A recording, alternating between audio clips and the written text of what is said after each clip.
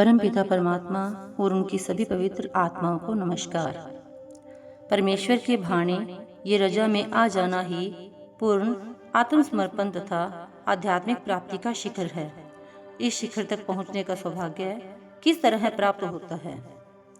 जिनके हृदय में प्रभु का शब्द या नाम समा जाता है, वे स्वाभाविक ही परमेश्वर के हुक्म उसके भाणे का रूप बन जाते हैं।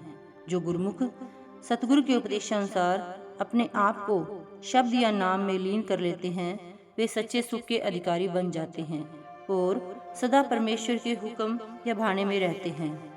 पूर्ण संतों की संगति तथा शरण द्वारा यह बोध हो जाता है कि सतगुरु की समझाई युक्ति के अनुसार सदा प्रभु के शब्द का अभ्यास करते रहना चाहिए। जो भाग्यशाली जीव कुल मालिक का भाणा मानते हुए सदा नाम का अभ्यास करता रहता है, उसका परमेश्वर से मिलाप हो जाता है तथा वह जन्म मरण के दुखों से मुक्त होकर सच्चे अविनाशी सुख का अधिकारी बन जाता है। परमेश्वर को जो अच्छा लगता है वैसे ही करता है। कोई विरला भाग्यशाली जीव ही उसकी रजा को सिर माथे पर रखता है। ऐसे सौभाग्यशाली जीव को सच्चा सुख प्राप्त हो जाता है। पूरे गुरु के शिष्य सदा प्रभु के आदेश में रहते हैं, उनको सहज ही सच्चे सुख की प्राप्ति हो जाती है।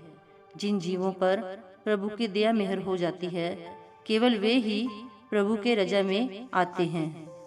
सृष्टि के सृजन से पहले वह प्रभु ही केवल एक सत्य था। उसका शब्द परम तत्व में समाया हुआ था। परमेश्वर उसकी रजा तथा उसका शब्द समान है।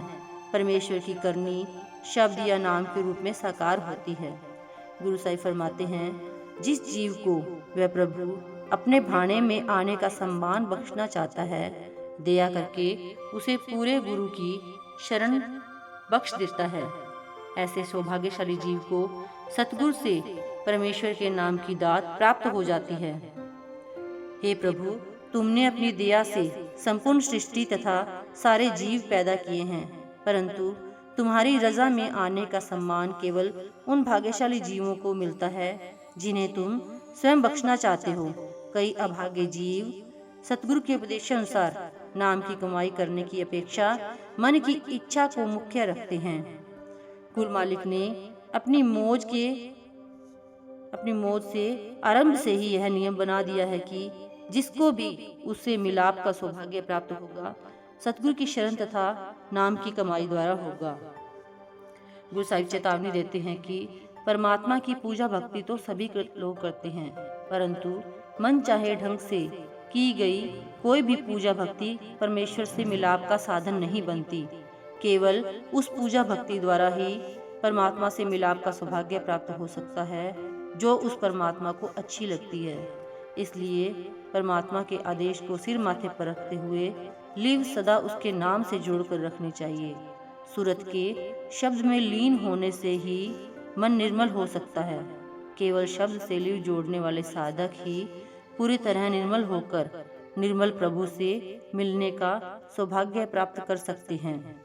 परमेश्वर ने अपनी मौज से स्वयं ही यह नियम बनाया है कि जिसको भी उससे मिलाप का सौभाग्य प्राप्त होता है, सतगुरु की शरण द्वारा सूरत को शब्द या नाम में लीन करने से होता है।